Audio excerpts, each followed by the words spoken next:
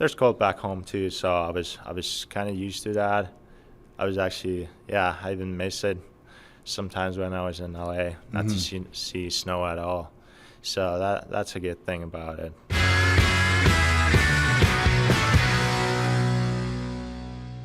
That is Winnipeg Jet forward Rasmus Kupari, our guest here on Ground Control, the official podcast, the Winnipeg Jets. He'll be up a little bit later in the show. But in the meantime, it is Tyler and Jamie with you, taking you on this voyage. And as we tape this podcast, it's Wednesday morning, coming off fresh, a 6-3 win over top of the Minnesota Wild for the Winnipeg Jets on home ice.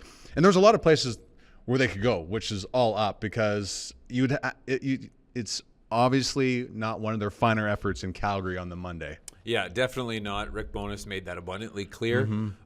Soft. You use it a lot. Soft, all of the things. You could just feel the frustration. But there was an element of it where it was, I'm frustrated, but I know that we can be better. And hey, credit to the Winnipeg Jets, because they certainly proved them right. And they were excellent on Tuesday here at Canada Life Center. However, second period was not their period, but I think, in the National Hockey League, it's going to be pretty seldom that you dominate for 60 minutes. So to get a 6-3 win, first and third, great periods, okay, we're happy. As Paul Maurice used to say, the other team gets paid too. That was a common frame for him. So I think one of the bigger parts and one of the more exciting parts for the Winnipeg Jets right now is the power play. And we have talked about it. I can't believe you just said that. Ad nauseum on this podcast with you. We have talked about it, but in the negative light, that is not the case. 3 straight games with 2 power play goals. They are on fire right now. Absolutely un fuego. But so, like any good analyst here. Yes. I can't believe I just called myself that. I took some time this morning to watch all 6 power play goals. 2 things stood out to me. Okay. Puck movement and puck luck. And I don't mean the puck luck in like a negative way, but like the Kyle Connor slap shot off of Gabe Velarde's foot last night, that's puck luck. 100%. Sean Monahan's first goal in Calgary. Kyle Connor puts a shot, it squeaks through Markstrom, and Monahan's there to tap in the rebound. Like there's some luck involved in this, and I think the Winnipeg Jets weren't necessarily getting the correct bounces on the power play, but the puck movement, like I said earlier, they're snapping it around, they're making the killers move and getting everybody out of position, and that's when the pucks end up in the back of the net. So a combination of those 2 things has really helped the Winnipeg Jets get the power play going. It's funny you analyze that, because Gabe Velarde was asked about the danger that comes from all 5 players on the Jets' first power play unit last night. Let's hear that answer. It's important that we, everyone shoots. If Casey gets it on the wall, that one-time option. If I get it, into the bumper to Monty, or if Casey goes back door, I have that option back door. I can take it to the net sometimes. It's important to do a bit of everything. Keeps the, like you said, the PK guessing, and gets them moving a little bit more. We've said all along that from the start of camp through, like, we just didn't have a chance to put Gabe and Casey and Mark together because of all the injuries. So, and obviously Sean's been a perfect fit for the bumper. So it's nice to see. You can see the confidence growing with them. The puck's moving, they're making great plays, and the puck's going in the net. So we've waited a long time, but again, it's give the guys credit because they stayed with it. Okay, so the power play is taken care of for now. 3 straight games with 2 power play goals. That is, but the other issue is there's a little bit of slippage on the 5-on-5 play, and Gabriel Velarde admitted as such. The line of Mark Scheifele, Kyle Connor, and himself wasn't very good 5-on-5. Yeah, and I appreciate his honesty. And we talked about the 5-on-5 play in Calgary not being where it needs to be. So when things break down, you rely on your goaltending, which the Jets haven't had to do a whole lot this year. Against Minnesota is Laurent Brossoit. And it's just amazing to see now, because it is an envy of any team in the National Hockey League when you can put your backup goaltender in and feel the same confidence that you do with your number 1 netminder. And I think the Jets are in that place right now. It's quite remarkable, actually, and I can't recall a time, and even with all due respect to all the backup goalies that we've had here in Winnipeg, and even Laurent Brossoit back a few years ago during his stint here, I think he's a different goaltender. For sure. Whether it's systematically or mentally, and I think as soon as he gets in the pipes, there's no part, I think, of anybody in the organization that thinks that we're going to see a dip in performance. Things are going to happen. That's fine. both goalies are going to lose games. That's how it goes. However, I think Lauren has just done a tremendous job of stepping in when needed. I think he's provided Connor Hellebuck a little bit more rest as time has gone on, and the two have a great relationship, so that there's no animosity there at all. So I think in order to be successful in this league, 2 goaltenders is sort of the way it's going. Obviously, the Winnipeg Jets are blessed with Connor Hellebuck as the number 1 goalie, but in order to be solid in this league, you have to have 2. And Laurent Brossoit has just given them tremendous goaltending, and Tuesday night was no exception. I know Laurent Brossoit was not the starting goaltender for the Vegas Golden Knights last year when they won the Stanley Cup. However, he was provided that service against the Winnipeg Jets in the opening round. But he did spend a time as the number 1 netminder last year. So there's that experience. And he was asked about how he's gone from that to being back to a backup goaltender last night. And here's that answer. I've been in the league long enough to know what I need to do to prepare each game, whether I can get into a rhythm and play every night, or if I have some time in between. So I have probably the most experience out of anyone in this league in having a lot of time in between games. So it's something that I've learned how to do, and lately and so far this season I've been feeling good, feeling like I picked up where I left off last year after the first few games, and since the surgery a couple of years ago, I'm slowly feeling better and better and better, and it's fun to see the progress in my game on a day-to-day basis, in a game or in practice. It's just feeling good in general. He was outstanding. I mean, some of those saves he made in the second one, we got a little loose. He was the difference. He kept us in the game and let us get our game back, which we did in the third. So, again, give the guys credit. But when you're not playing well and we're getting a little loose, then he made the big saves. We talk a lot about timely goals, timely saves. He made enough tonight. All right, so great answers from Laurent Brossoit. And, of course, Rick Bowness is always talking about getting a timely save. And when he says that, you get that. And he's... People like to criticize the phrase timely save, but it makes a lot of sense. It totally does. There are shifts of momentum in every NHL game. And if a goaltender can make a save for you at a critical time, it changes everything. And I think yesterday or last night against Minnesota, they were outshot heavily in the second period. A lot of that was because of penalties. They were shorthanded quite a bit in the middle period yesterday, and Laurent Brossoit held the fort to allow you to get back to your game. And the Jets did that in the third period, and, of course, go on to win 6-3. So they're back in the win column. They'll play Chicago on Friday, and then back at home against Arizona on Sunday at a strange time of 5 p.m., which is good for everybody. Yeah, it's a school it is night. an odd time. Yeah. The big question there is, will there be a morning skate? Yeah, and I'm thinking no. Yeah, I think 5 is usually that cutoff where there is no skate. We got to get Brownie. You get Brownie on the line when we're talking. So we're going to move on to the play of the week. Might have to plan a brunch. You were in Vancouver. Yep. One of the most highly anticipated games in a while, right? Seriously. There was that game against Boston. There's a game against Toronto. But I think you go into Vancouver. Vancouver's first in the National Hockey League. Yep. And you were there. I've heard, and I could hear through the radio when I watched it on CJOB, or listened on CJOB, and then, of course, on Hockey Night in Canada. You could just tell there was something special about that game. So what was it like to be there and the atmosphere? It felt like a lot of people saying it felt like playoff type game. Yeah, I would say this. We've been going to Vancouver for the last number of years, every year, obviously, and typically they just haven't been very good, and it felt different in that building on Saturday night. It's Saturday night for a Hockey Night in Canada. Like the juices are there, but really, they were number 1 in the National Hockey League at that point, and they were playing like it leading into that game, and you could tell that there was just an energy. The fans were just absolutely roaring, like they were excited. They knew they had a good team. And the credit to the Winnipeg Jets fans that traveled out there, because there was a lot of them. That True North was loud. And when the Jets scored their goals in that game, you could hear them too. And you could also feel the frustration of the Vancouver fans, obviously. But you could tell that one bit them. Mm-hmm. And I know there was a lot of complaining about the officiating and all that stuff. It's but part of it. That happens. Yeah. But I said that last night as well. Exactly. So that was a fantastic game to be at.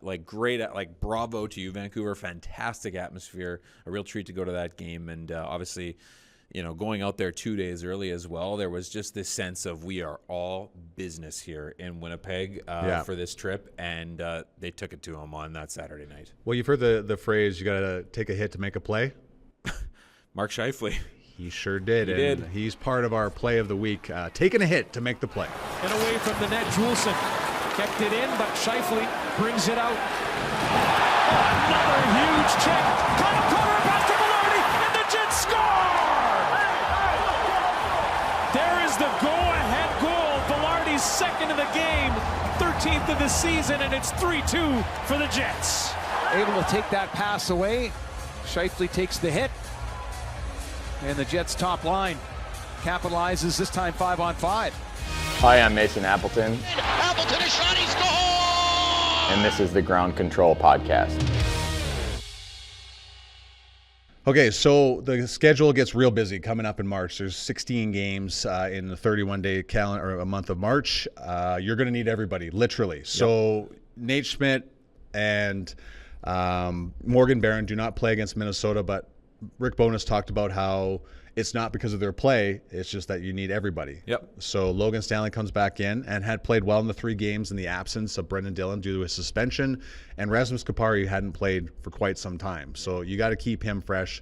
How do you feel about moving pieces in and out of the lineup as the schedule goes along here? I think at this point right now, it's definitely a luxury that you can have, that you can, especially, I know putting up 10 goals that Minnesota did against Vancouver, that's not going to happen every night, but they were feeling good about their games. Yes. And then for us to not be feeling good about ours, clearly, coming out of that Calgary game, but knowing that we had better in that locker room, I think in order to win in this league, having guys that you can cycle in and out of the lineup and have the confidence in to pick up where everyone's leaving off is a good thing. And unfortunately, yes, like it sucks that you have to take some people out, but to the point of, we got to keep people fresh. We're going to need everybody down the stretch. It's true. So it's definitely a luxury for the Winnipeg Jets to be able to plug and play a few of these little pieces as we move forward. And who knows what this team could look like in a week, 2 weeks. So make hay while the sun shines. Listen, Rasmus Kupari, I felt, was playing some great hockey before he got injured. He was.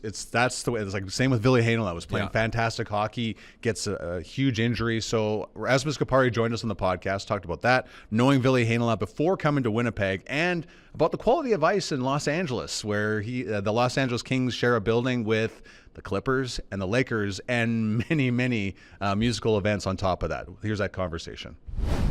He is Winnipeg Jet forward Rasmus Kupari. Rasmus, thank you so much for doing this. I'm going to take you back a little bit to your childhood. You grew up in a town called Kotka, Finland.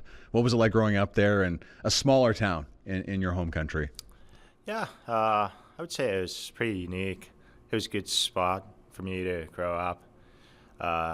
We didn't have that high-level hockey team back there, but I got to play a lot. I got a lot of friends from there, and just great smaller city to grow up, which I lived there till I was 15, 16 years old, and then I had to make a decision to go somewhere else to play higher level. We were talking about this before this interview right now, and you said you played some soccer for an extended period of time. Was it tough to make that decision at that point? You said 12 or 13 that you were just going to focus on hockey. Yeah, I love both of the sports. I was a pretty good soccer player too. I still do follow a lot of soccer, especially Premier League and national team. But I just at that point, it was pretty obvious for me that I want to become a hockey player and put all in on the hockey. But I wouldn't say it was that hard decision, but I still love soccer, and it was great to have 2 sports when I grew up. Are you very passionate when you watch soccer? Do you Finland's still in the running to get into the Euros? What do you like when sitting with Rasmus Kupari watching soccer? I would say I'm pretty passionate soccer fan. Obviously, national team is huge. They made it to the Euros first time, I believe, ever, a couple of years back. Mm-hmm. And that's a big deal back home. And I'm a big Liverpool fan as well. Okay. So that's close to my heart. Does that cause any controversy in the Jets dressing room then? I'm just trying to think if there's any. Yeah, there's a few, especially usually Euros, they have their own team they've picked at some point in their life. So there's some guys who definitely follow Premier League or European soccer a lot. So we have good chats with them once in a while. You've won World Junior Gold with your of course with Finland in 2019, and one of your teammates was Ville Heinola. When you win a tournament of that stature, and with certain players and teammates, do you ever feel like you're going to cross paths or be teammates with those guys again? Yeah, I didn't really think about that time, but it's pretty cool that we shared such a huge moment experience with him, and now we're teammates in here, and we kind of, like you said, cross paths again. With Ville, how important was it to have him here when you were traded here to Winnipeg? How nice was that to have somebody, have some familiarity with a guy from your home country? Obviously, it helps that there's a few guys I knew from the past, a couple of guys who came with the trade. That helps a lot, and Ville too, because in LA we didn't have too many Finns. A few of the guys in the AHL team these past last year when I was up with the Kings, so it's always nice to have some Finn in the team. And I guess when, I kind of jumped the gun a little bit, but the trade here from Los Angeles, such a huge market, but it was such a big trade because you came here with Gabe Vilardi and Alex Iafallo. How much did that also help the transition to becoming a Winnipeg Jet, having those two with you? Yeah, it helps a lot, especially coming here the first time, first couple of days, first couple of weeks before you get to know all the other guys, all the other teammates, staff members, etc. So it helps a lot that you have some guys, some people you knew from before, and kind of share the same experience. For sure. And when you came over here, Todd McLellan, of course, was the coach of the Kings at the time, and there was that defense-first mentality there. So how easy was it to come from that system to come into Rick Bowness's system here with the Jets? Yeah,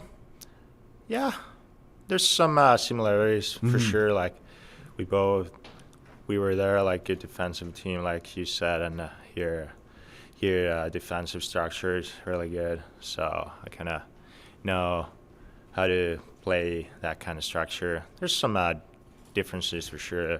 Everyone probably know 1-3-1 we played there. That like neutral zone trap, we don't have it in here, which I like.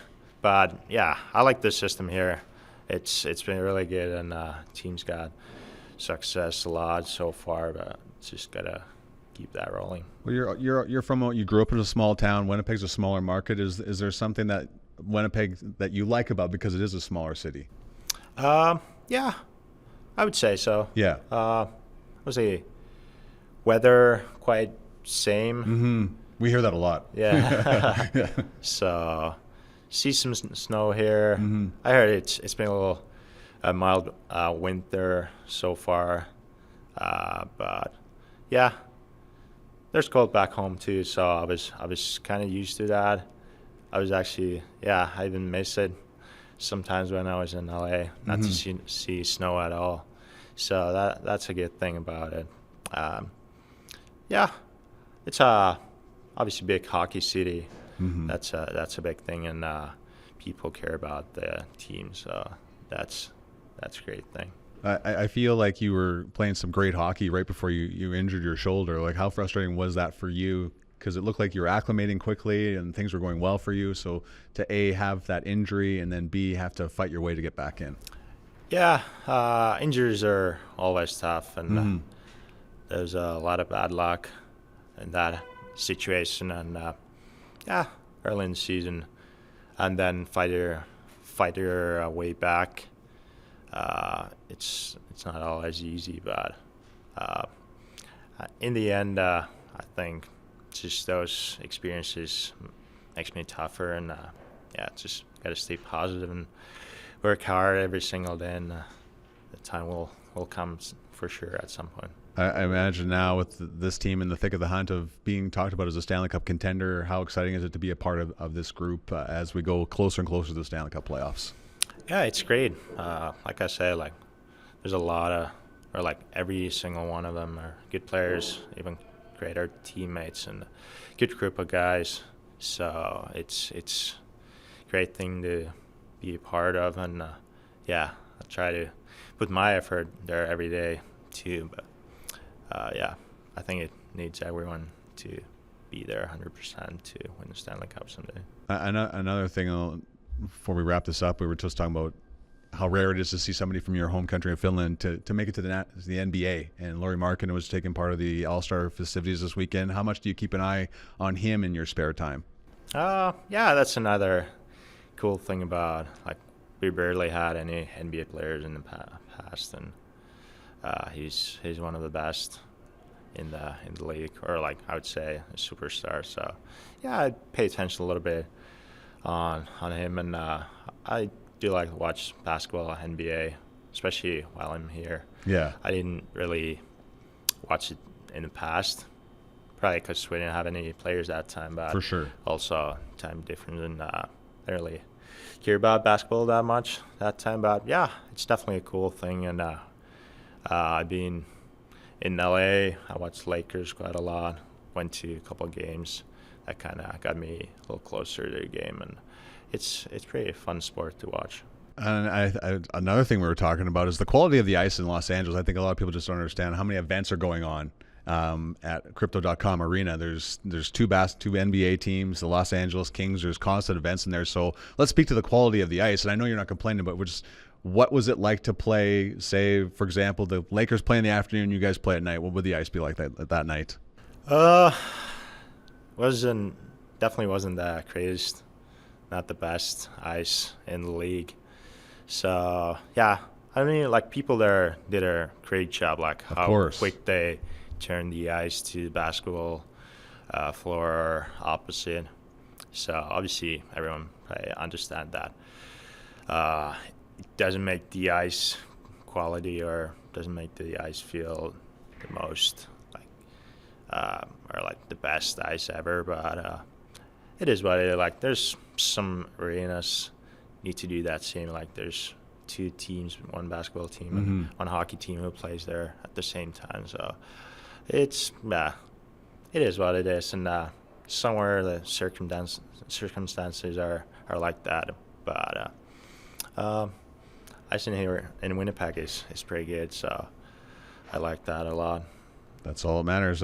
Rasmus, thank you so much for your time. Good luck going down the road, and I appreciate you doing this today on a game day. Thank you. Many thanks to Rasmus Kupari for joining us on a game day, nonetheless, before he may return to the lineup against the Minnesota Wild. So great stuff from the Finnish forward of the Winnipeg Jets. A huge, exciting news coming up. Norva Riddell will be joining us momentarily. It's about the Winnipeg Jets season ticket member deposit campaign. With more on that, here is that conversation. Hey, it's an exciting time of year. Spring is around the corner. That means the Stanley Cup playoffs are coming. And here to talk about Winnipeg Jets season ticket member deposit campaign is Norva Riddell, Senior Vice President of Sales.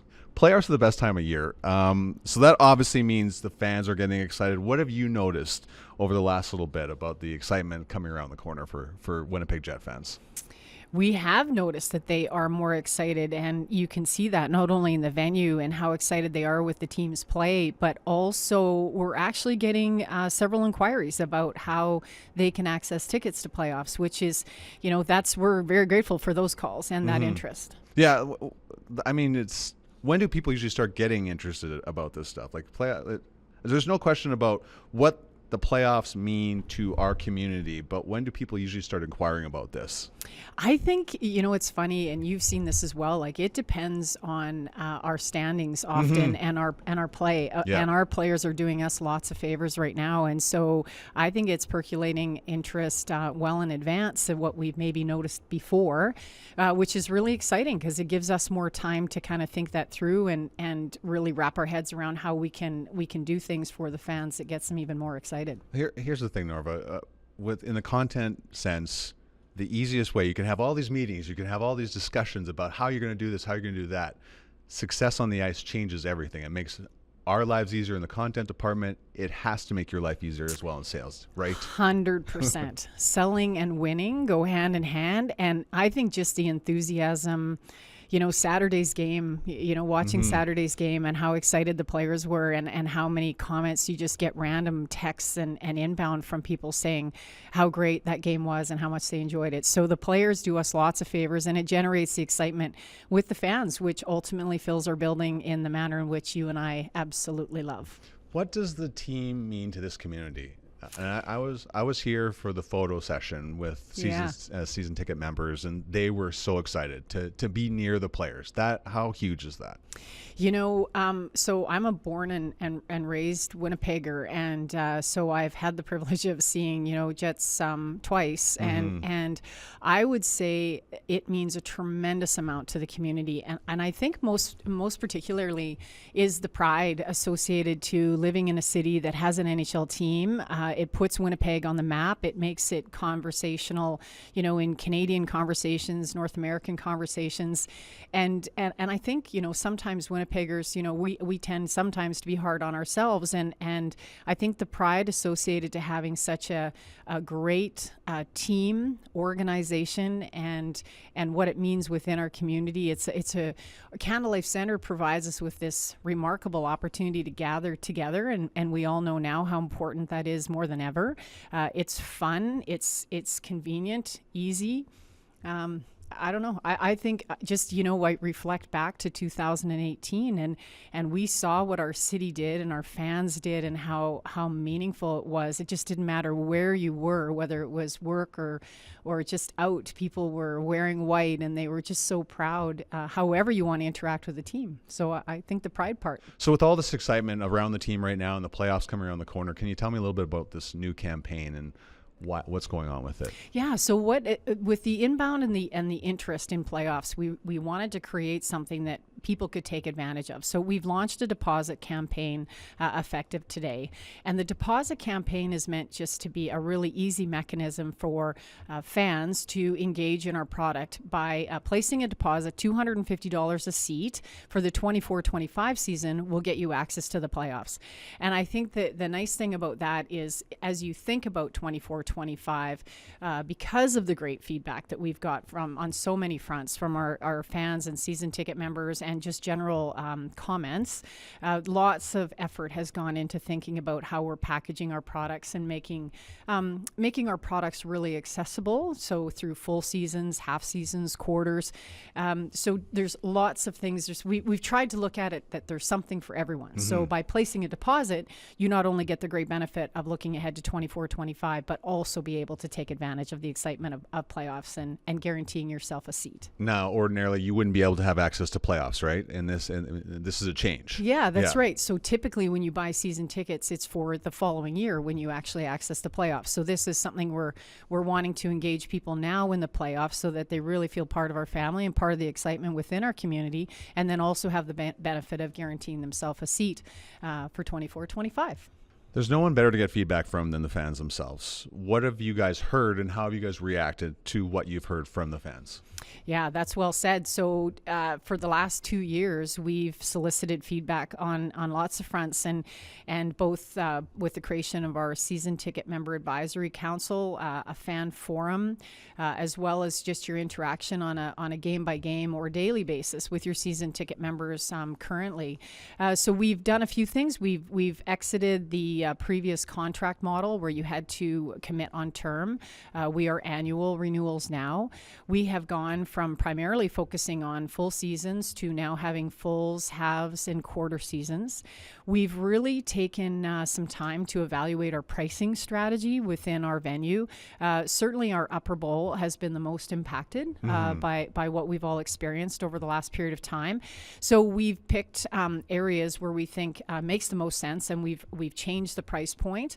In one section, we reduced by 26% so that we could create a get-in price of $40 a ticket per game for a family. And then we had another section, we reduced that by 13%. So we've tried to really be strategic in our thinking in how to accommodate that.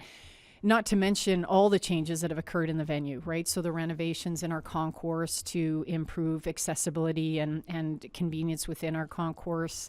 We've changed about 50% of our food and beverage offerings within the venue to create different product offerings for different palates and different things that you'd like to enjoy within the game. And then, of course, just the season ticket member benefits in general. We've tried to enhance them, and we still have to do a better job in letting people know what those benefits are. Right. We've learned through this feedback that we probably haven't covered that off in the manner in which we should, so we will lean into that even further. But, letting our season ticket members know that they do experience up to 25% off in food and beverage in Canada Life Centre, as well as jet skier discounts for purchasing merchandise. And then I think, and you and I get the privilege to see this, but, creating those opportunities for season ticket members to interact with our team, right? So post-game meet and greets, contests that are specific for season ticket members.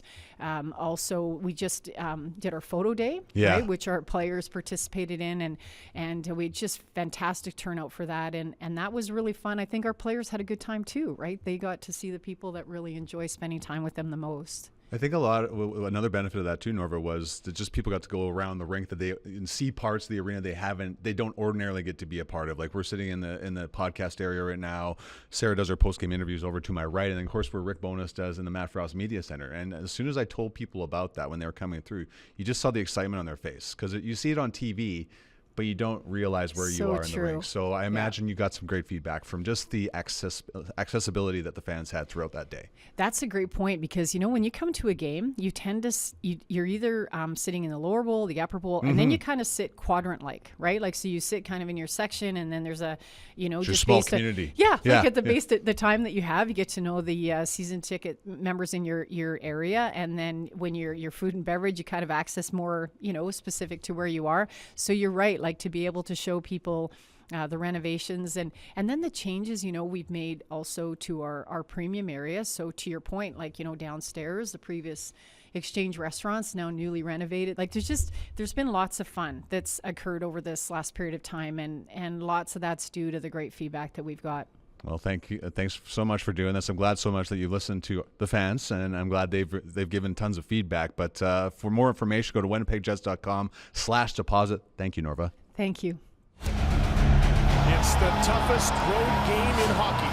You play the Jets, you play their fans. Let's go!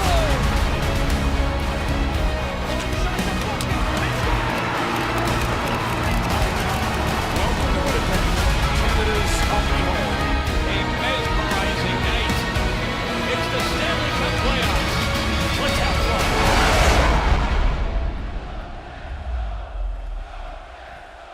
Okay, a busy show, so there wasn't a whole lot of us because we had two guests. It's quite all right. We're quite taxed at this point. We're tired too. No, we're not. I'm okay. Well, we've had some time off here and there. I don't want to speak for you because you've been traveling with the team. Great week ahead for the Jets. Of course, the win we just talked about over Minnesota. You got Chicago. Man, Chicago just gives the Jets fits. Like, it's I know. It's actually, I don't want to say fascinating, but it's interesting because you think a team that is like in this process of rebuilding would just mail it in. They have not mailed it in. They are an extremely hard team to play against, and I think the Jets have ran into some hot goaltending. Yeah, Peter Mrazek has Yes. been very good against them, especially in that game on December 27th after Christmas. Yeah. And there's this energy in Chicago and the one game that we went in there this year. Like, Yeah. Connor Bedard has lit that place on fire, and I feel honestly bad for them that he had to miss a period of time with the jaw thing. But he came back like way sooner than he was slated to. I mean, he is young. He's a young man, I guess, but it's still your jaw. I know. But yeah, like, you're right. They have given them fits, but I don't know. It's tough. There's no easy games in this league. Like, there just isn't. And yeah, sure, some teams are at the top of the standings, some are at the bottom, and the gap is large, and trends might happen. But on any given night, like, you can get somebody's best, and you got to remember these guys they're all NHL players. Yeah. So a lot of pride. They're pride. Like, there's just no mailing it in anymore. There just isn't. Especially, I know the draft is top heavy this year, but I don't feel like teams go out of their way to lose. There's not a Connor Bedard in this draft coming. No, up. and with apologies to Macklin Celebrini, but I just don't know if that would be. Yeah, I just don't think teams do it. No, and I mean, look at Connor Bedard. Mm-hmm. Chicago Blackhawks did not think they were going to get him. No. So yeah, why would we bother to, like, especially the lottery? It's just let the chips fall where they may, and you'll get a good player. You can get a great player picking 30th. Yeah, you can. So just let the chips fall where they may. Appreciate your time as always. Looking good, sounding good. And that'll do it for us on this edition of Ground Control, the official podcast. The Winnipeg Jets will be back next week.